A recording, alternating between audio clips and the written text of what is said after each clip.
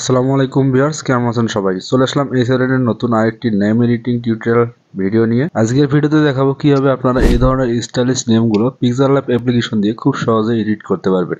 চলুন বেশি কথা না বাড়িয়ে ভিডিওটা শুরু করে দেওয়া যাক।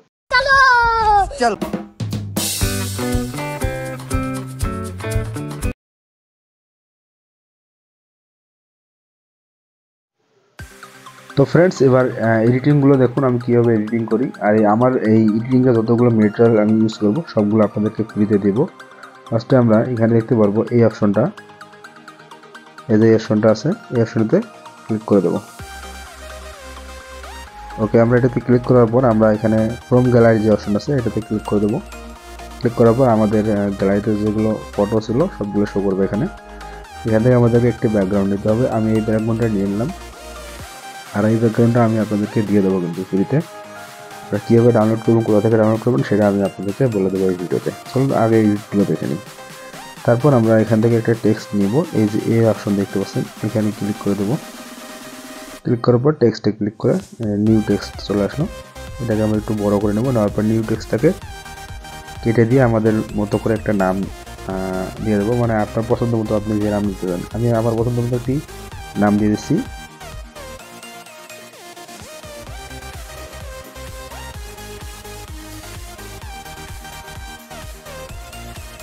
তো আমি আমার পছন্দ মতো একটি নাম দিয়ে দিলাম।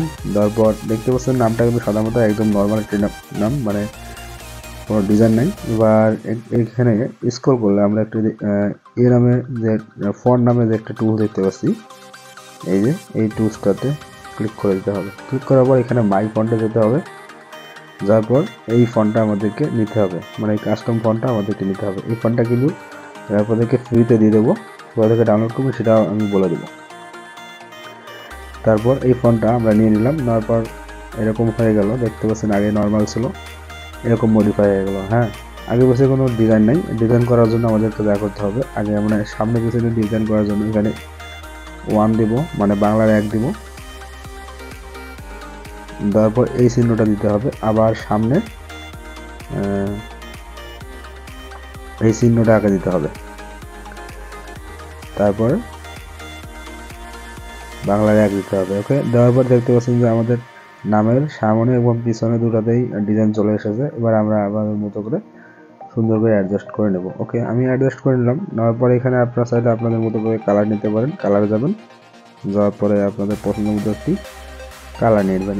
আমি আপনাদেরকে দেখানোর জন্য এমনি কালার নিলাম। নেওয়ার পরে এখানে একটু স্ক্রল করলে আপনারা দেখতে পাবেন যে এই শ্যাডো নামের একটি টুলস আছে। এই যে শ্যাডো নামের টুলস, এই টুলসটাতে ক্লিক করে দেবেন। দেওয়ার পর এটাকে ইনেবল করে দেবেন। ইনেবল করে আপনারা এখানে দেখতেছেন বোলা রেডিয়াস নামে যে অপশনটা আছে এটাকে একটু বাড়িয়ে দেবেন। হ্যাঁ, দেওয়ার পর নিচে যে এই যে আউটার গ্লু এইটাকে আপনারা এনেবল করে দিবেন।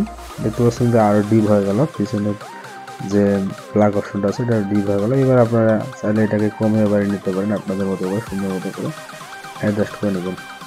ওকে, এগুলো একটু আলোচনা করবেন, তাহলে আপনারা ভালোভাবে শিখতে পারবেন আর ভিডিও দেখা লাগবে না। এবার আপনারা এখানে এগুলো একটু প্লাস মাইনাস করে দিবেন। আমি প্লাস মাইনাস করে আপনাদেরকে দেখালাম, এরকম হয়ে গেল। দেখতে পাচ্ছেন যে আমার থাম্বনেলের মতো কিন্তু ক্রিয়েট হয়ে গেল নামটা। এবার কীভাবে সেভ করবেন, উপরে এই যে অপশন দেখতে পাচ্ছেন সেভের অপশন, সব অপশনটিতে ক্লিক করে নামটা সেভ করে আপনাদের ফোনে নিতে পারবেন খুব সহজে। সেভ টু ইমেজ করে সেভ টু গ্যালারিতে করে দিলে সেভ হয়ে যাবে আপনাদের ফোনে। এবার আমি আপনাদেরকে বলেছি ফোন ডাউনলোড করার অপশন এবং পিএনজি কীভাবে ডাউনলোড করুন সেটা বলেছি।